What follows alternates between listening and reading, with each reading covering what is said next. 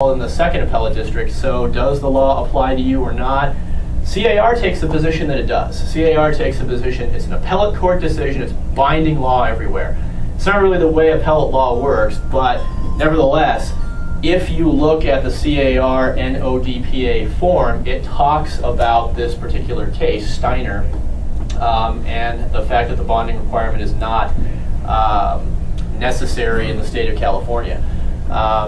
I don't know that I would agree with that, but nevertheless, that's CAR's position. So if you're using their form and you get sued, theoretically CAR should be defending you on that. But anyway, that's the dichotomy in the law, and that is the Home Equity Sales Act. So, I have a question on that. Yes.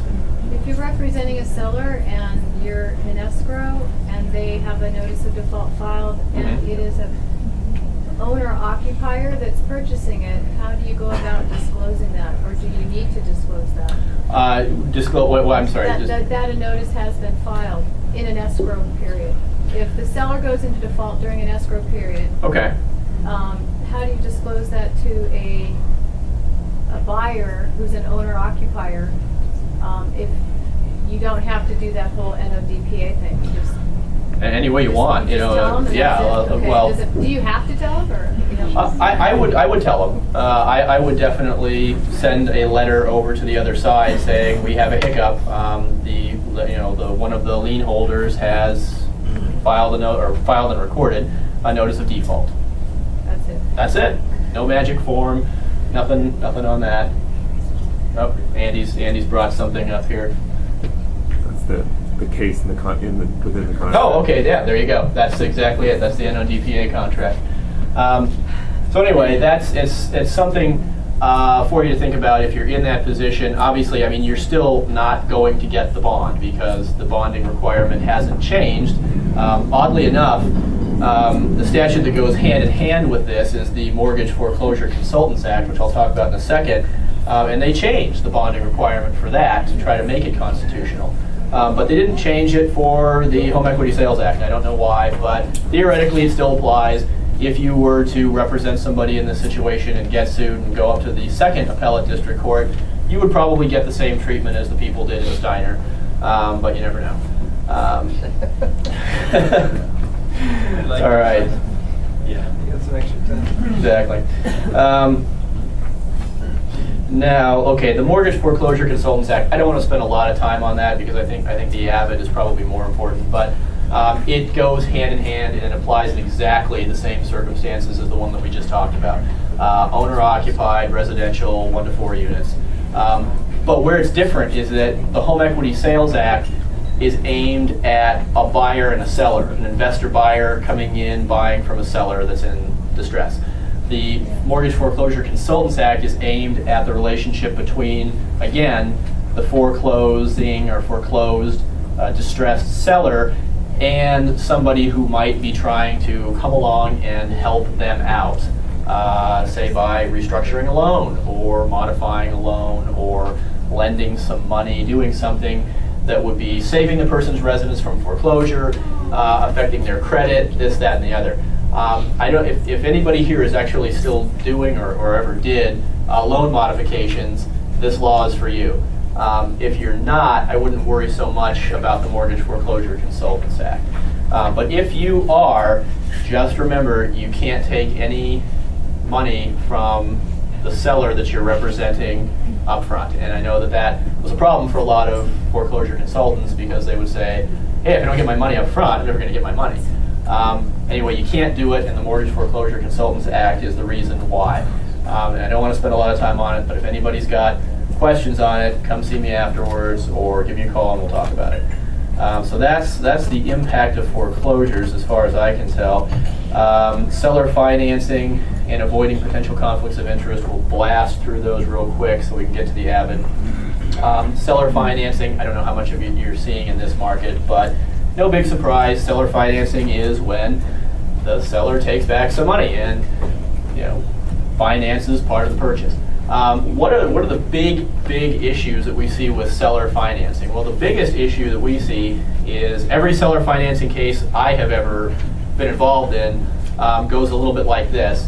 buyer stops paying the seller, seller files an NOD, starts to take the property back, and then is hit with a lawsuit saying you failed to disclose a whole bunch of problems with the property to me, and I want a bunch of money that happens to be right around the same amount that I owe you on the second trust deed, or whatever it may be. So that's an issue to be discussing with your sellers, is if they're going to take back money, if they're going to finance part of this purchase price themselves, and the buyer stops paying, it's not just as easy as foreclosure, because you are almost 100% guaranteed that you will be faced with a lawsuit aimed back at you, and again, now this is the agent will almost assuredly be brought into that as well, because in any case for non-disclosure, the agents always get dragged in. So it's something to think about as your sellers are maybe thinking about the seller financing. The other big thing to consider that not a lot of sellers evidently know about is what they have to do to take the property back if they foreclose. I've had to defend a number of cases where sellers who have been in this position have sued the broker saying, I took back $200,000 and I wasn't, that was fine. Then the buyer stopped paying, and I went to foreclose, and I didn't know that in foreclosing I would have to buy out the guy in front of me, who held a $900,000 deed of trust and promissory note, and I didn't have the ability to do that, and the guy in front of me foreclosed, and apparently now I have nothing. And now I'm going to sue my agent, because my agent didn't tell me that that was a possibility. It didn't walk me through the process of going through a foreclosure and what was necessary.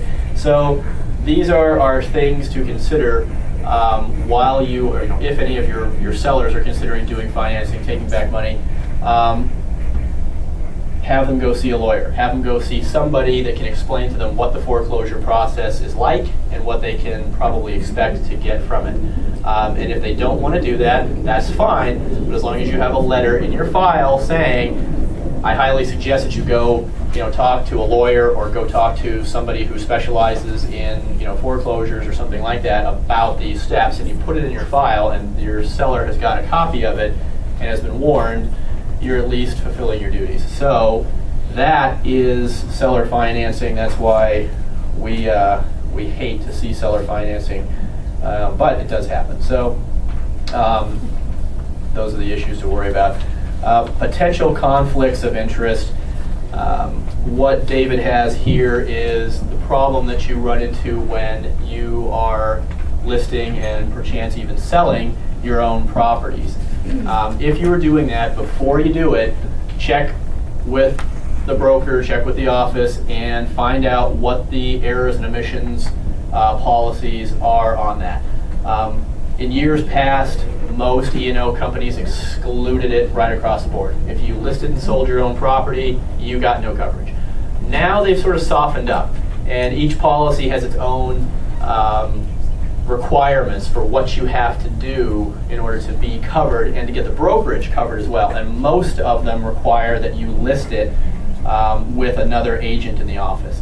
So if you list it with another agent in the office, or another agent anywhere on earth sells it, you should have coverage, the brokerage should have coverage, the listing, selling agent should have coverage, everybody should have coverage, but you gotta comply with these certain requirements. And they will often throw other things in there, like there has to be a home warranty. I don't know why, but for some reason they find that to be significant. You have to have an inspection in there by an ASHI or CREA certified inspector. You have to have used all the state required forms, stuff like that. So anyway, if any of you are contemplating selling, listing your own home through the brokerage, make sure you know what you have to do to get coverage, because otherwise you get involved in a dispute with somebody, you don't have coverage, potentially the brokerage doesn't have coverage, and it's just a big nightmare mess. Yes, Jim? I have to speak up because you can meet all the coverages, but the coverages renew annually. That's true. And so if you can do the coverages you have for this particular policy year, and then a new year comes along and your lawsuit kicks off 18 months from now, he'll be under the new policy, and we don't know what those